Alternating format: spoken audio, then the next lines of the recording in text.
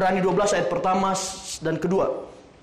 Nah, supaya kita boleh menjadi orang yang menang dan menyelesaikan dengan tuntas perlombaan iman ini, dari yang sebelumnya sudah kehilangan rupa dan wujud Allah dalam dirinya, kemudian seiring berjalannya waktu semakin serupa, sampai sempurnalah wujud dan karakter Kristus di dalam diri kita. Maka ini yang harus kita lakukan, yang tertera di Ibrani 12 ayat pertama sampai kedua. Pertama, Bapak Ibu, kalau kita lihat di ayat yang pertama, yang harus kita lakukan untuk bisa menjadi serupa dengan Yesus seutuhnya, maka dikatakan kita harus meninggalkan semua beban dan dosa yang begitu merintangi kita. Pertama, untuk mau jadi seperti Yesus. Pertama, untuk kita boleh kembali dalam wujud dan rupa Allah yang semula, maka yang harus kita lakukan adalah kita harus menanggalkan beban dosa. Karena apa, Bapak Ibu? Ketika kita masih mempertahankan dosa dalam diri kita, dalam diri saya dan saudara semua di tempat ini, maka jangan pernah berharap kita akan jadi seperti Yesus. Kenapa? Di dalam diri Yesus Kristus tidak terdapat sedikit pun dosa. Maka ketika kita berkata saya berusaha menjadi seperti Yesus, tetapi kita masih memikul beban dosa kita tidak tanggalkan, maka kita tidak akan pernah jadi seperti Yesus. Bapak Ibu, ketika kita masih menyimpan dosa, karakter dosa di dalam diri kita, maka kita tidak akan pernah dikembalikan di dalam rencana Allah yang semula. Karena Kristus Yesus tidak terdapat dosa di dalam dirinya. Maka poin yang pertama untuk kita bisa menjadi seperti Yesus, to be like Jesus, maka engkau harus tanggalkan segala beban dosa. Karena di dalam Kristus Yesus tidak terdapat sedikit pun dosa. Mudah nggak Bapak Ibu? Nggak mudah. Apalagi yang sudah mendarah daging. Tidak mudah kita menanggalkan dosa. Tidak mudah kita menanggalkan karakter-karakter dosa di dalam diri kita. Menjadi seperti Yesus dengan menanggalkan beban dosa tidak mudah.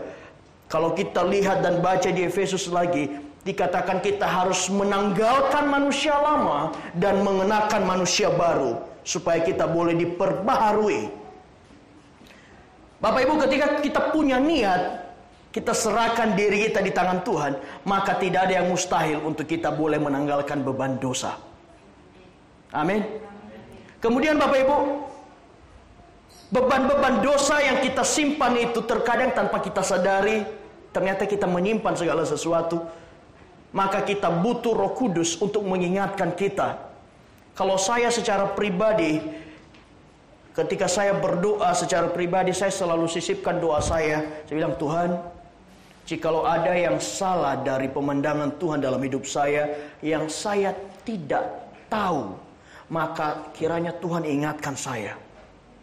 Karena gampang kalau dosa yang kita tahu, tapi ada pelanggaran dosa yang kadang kita tidak tahu. Maka kita harus minta tuntunan Roh Kudus untuk mengingatkan kita kalau ada yang salah di dalam diri kita. Kalau kita masih menyimpan iri hati, dendam, dengki, kepahitan, seberapa kuat pun kita berlomba untuk menjadi seperti Yesus, tidak akan pernah bisa. Maka semuanya itu Bapak Ibu, semua beban dosa itu harus ditanggalkan. Karena bukan hanya berpengaruh untuk kita menjadi seperti Kristus, tetapi itu juga akan memperlambat kita. Terkadang orang berkata begini, oh nggak apa-apa deh, untuk yang beban dosa ini saya bawa dulu, nanti mau dekat-dekat garis finish saya baru lepaskan, turunkan. Tapi ingat Bapak Ibu, waktu kita tidak banyak.